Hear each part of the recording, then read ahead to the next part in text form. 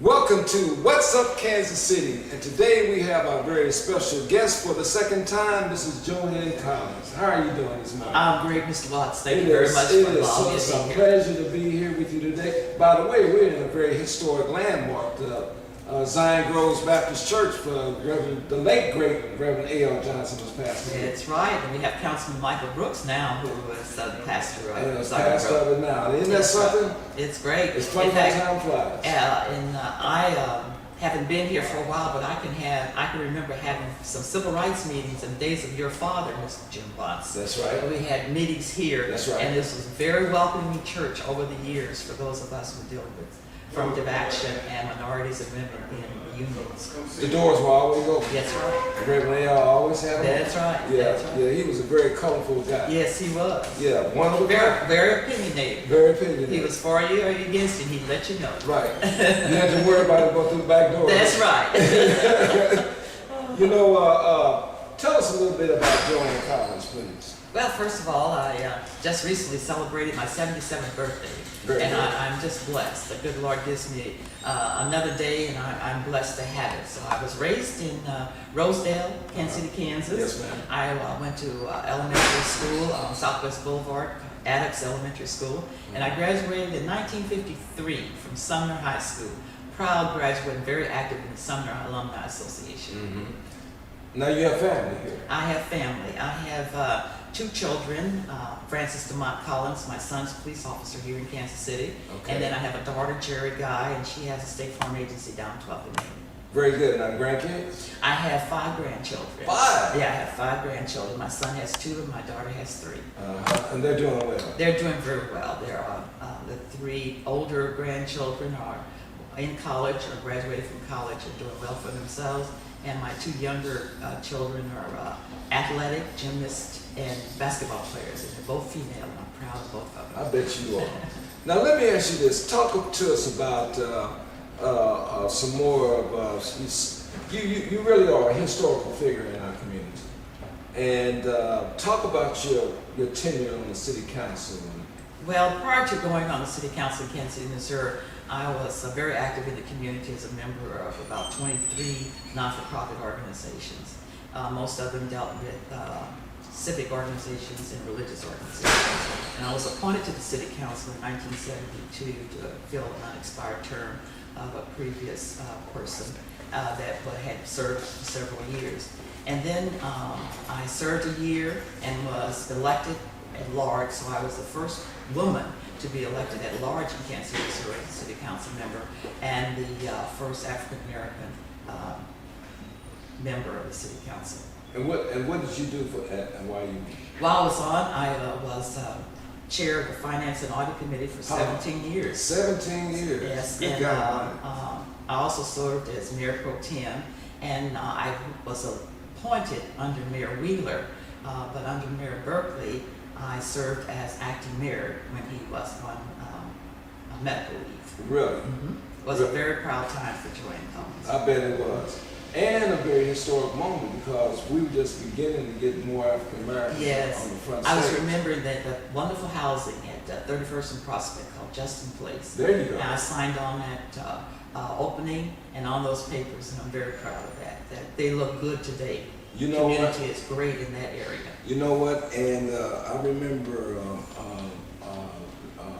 Councilman Hasley, you guys were Well, there. Charles Hasley, the 3rd District Council member, was a very active council member who believed in economic development in the 3rd District. And he didn't like to go to community meetings. He says, Joann Collins, you go to community meetings, but we're going to get this done. And he was very successful in making major improvements in the 3rd District. Right, but that is a good looking project. It is, it still is. It's been well maintained over the years. Right, and that's something to be proud of. Now, you know, we're in a very unusual times in the United States, being that we're into a presidential election. So give us some thoughts about this presidential election, 2012. Well, for those of us who worked hard for the right to vote, particularly women, I always remind my men that we as African American women didn't have the right to vote when we did. So we fought for 20 years after that. Okay. And that fought battle, and I'm a member of the Freedom Church. It's the African Methodist Episcopal Zion Church. That's the church of Harriet Tubman, Sojourner Truth, and Frederick Douglass. You know who those are. That's right. All right. That's right. And so my family was very serious about elections. It was church, and make sure we were very knowledgeable and we were registered to vote. So I've been participating in registration for individuals that are not prepared to vote, because every election is very important. But this upcoming election, Mr. Watts, is going to be a serious election. We have an African American in the White House, and we need to keep him in the White House. And with the help of some Republicans and more Democrats, he'll be able to win, and I think he will be able to serve. And I think he's done a great job under the circumstances in which he went into the office. That's very. What about our young folks? Let's talk about our young folks. I want you to young give folks us. have been involved in making a difference in the African American community over the years. And they were very involved in President Obama's election. I'm afraid there's some apathy set in since he's been in office, because overwhelmingly trying to deal with the economic turndown and the global problems and environmental issues has taken his attention, and the Republicans and some Democrats have not really cooperated. In fact, they've blocked him from doing the things that he wanted to do that would have been good for our community. So I'm very concerned that they're going to be apathetic and not get out and vote. And it's not a time to step back and say, well, I don't care. This is the time to really care, getting back in office. And I think see their lives improved with his administration in the next 4 years. What would you say to our young people today? I mean, because you have a right to say it. You've been around for 77 years. Well, first of all, get a good education and be involved, and be well read, and get on the internet and find out what the real truth is. You can't be bombarded by the loudest voice or what the media is always telling you. You've got to hear both sides of the story. And some individuals are depending on somebody else to tell them how to vote. Everybody needs individually to know what their quality of life is, and that they can make a difference in their lives. And one vote makes a difference. You know what, the business that I'm in direct sales and multi-level marketing, that's the vision of every day. It's just looking for that one. Yes, it is, and we don't at one, and that's what makes a difference in all of life. And that's like individuals who are entrepreneur, very creative, and we have individuals, even our what we quote unquote homeless, and individuals who are on the street, who are very intellectual and have the capacity to be very good entrepreneurs. That's right. And they can develop businesses, legitimate businesses, where they can pay taxes and where they can contribute back to the community.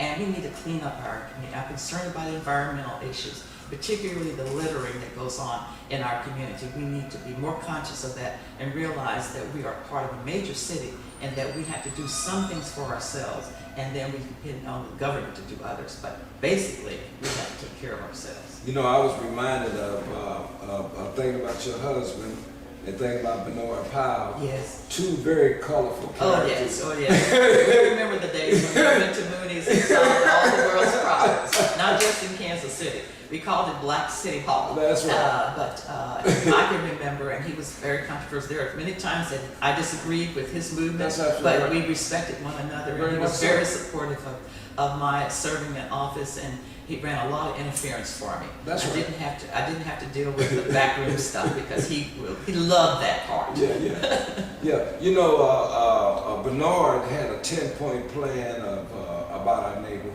Yes, he Pick did. up the trash. Yes, that's right. Paint your house. That's right. Plant some flowers. That expression, get old gold mine, that can be attributed to Bernard Powell. Yeah. And he practiced what he preached. He had an organization. Right. He got the youth involved, and he had great respect for senior citizens. That's and right. the youth out there cleaning up senior citizens' front yards and backyards and painting their porches made a difference in the quality of life, both for the young people who were doing the hard work and for the senior citizens who were not able to do it but appreciated it. Yeah, I remember when I worked at SAC 20 in 75, Daddy got me to go to work. Social Action Coalition? Social Action Coalition of 20. Of 20, that's right. And Powell had a vision of the first summer having like 25 kids, and he said before it was over, he wanted to have 100-something kids lined up on Prospect first thing in the morning. That's right. And then we would disperse out into the neighborhood. They were wonderful examples, and that's why we have a statue of him in the Bernard Powell at Park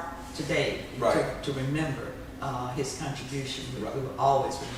Right, always remember. You know, tell us something about happiness and peace and success. Let's talk about that. Well, first of all, I am centered by Jesus Christ. And I'm thankful each day for the days that He gives me. And I will always do something for somebody else. And that's community services and community volunteers. And that's where my happiness comes. I think individuals, I don't have time to be depressed. I don't have time to waste the opportunities that I have, take advantage of each one of them, and when I take advantage of them, it gives me peace and compassion. Mm-hmm. Let's talk about, give me a little bit more about success. Success. First of all, you need to have a great education, and we parents need to be involved with our children's education, and we need to be involved with the quality of education that our children get. It's up to parents as well as the teachers. We've got to send our children to school prepared to learn, and then encourage that learning when they come home, and not to be playtime. And we need to exercise and take care of our bodies. Healthy living. We need to get, even when we have to travel out to get fresh fruits and fresh vegetables, we need to be eating foods that make our bodies maintain ourselves. Mm-hmm. What about change? Things don't change. Oh, and we have to be adaptable to change. How much change have you? I mean, you've been around for a while now. I can remember when I moved to Kansas City working in a Republican Party. I had resistance from the black community, but I understood that this was a two-party system, and that we had to be involved in both parties, and we needed to have individuals that were willing to make a difference and represent us in both parties.